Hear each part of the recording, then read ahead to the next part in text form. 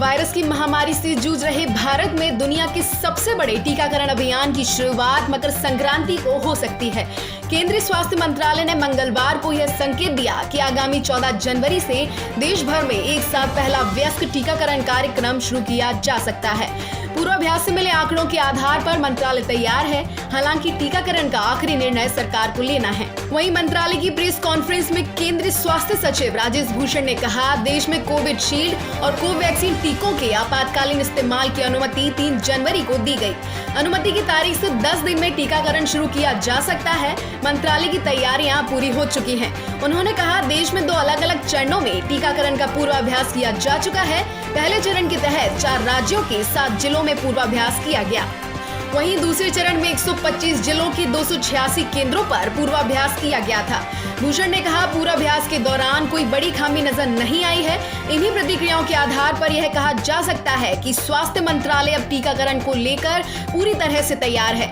एक टीकाकरण टीम में 5 सदस्य होंगे। बीते 3 जनवरी को भारतीय औषधि महानियंत्रक ने सीरम इंस्टीट्यूट ऑफ इंडिया के कोविशील्ड और भारत बायोटेक कंपनी के कोवैक्सीन टीकों को विशेषज्ञ समिति की सिफारिशों के आधार पर भारत में आपातकालीन इस्तेमाल की अनुमति दी थी।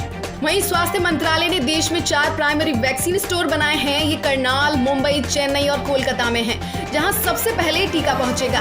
देश भर में 37 राज्य भंडारण केंद्र हैं। हर राज्य अपने भंडारण केंद्र से टीकों को सड़क मार्ग के जरिए ब्लॉक और जिला स्तर तक पहुंचाने की जिम्मेदारी निभाएगा।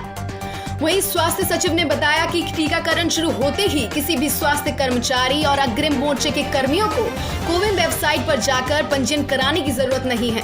पुलिस, सेना जवान, नगर निगम कर्मचारी, इन सभी की जानकारी सरकार के पास है। इन्हें अलग से पंजीयन की आवश्यकता नहीं है। वहीं नीति आयोग के सदस्य डॉक्टर वी.के. पॉल का कहना है कि कोरोना टीकाकरण को लेकर अब देश तैयार है। सबसे पहले 30 करोड़ लोगों को टीका दिया जाएगा। इसमें स्वास्थ्य कर्मचारियों से लेकर सुरक्षा जवान, 50 वर्ष या उससे अधिक आयु के लोग और पहले से बीमार लोग शामिल हैं। इस समूह को टीका उपलब्ध कराने में करीब जून-जुलाई का वक्त लग सकता है। इस लक्ष्य को पूरा करने के बाद ही टीका बाजार में आम लोगों के लिए उपलब्ध हो सकता है। तब तक बाजार में और भी कई टीकों के आने की उम्मीद है। इस हिसाब से देखें तो लोगों को बेहद कम कीमत में कोरोना का टीका उपलब्ध हो सकेगा। वहीं भारतीय आयुर्विज्ञान अनुसंधान परिषद के महानिदेशक डॉक्टर बलराम भार्गव ने कहा कि बच्चों को लेकर अभी कहीं भी टीके पर काम नहीं हुआ है। भारत बायोटेक कंपनी ने कहा कि दूसरे चरण के परीक्षण में शामिल लोगों की आयु 12 से 65 वर्ष के बीच रही है। हालांकि बच्चों को लेकर भी जल्द ही टीका आने की उम्मीद है।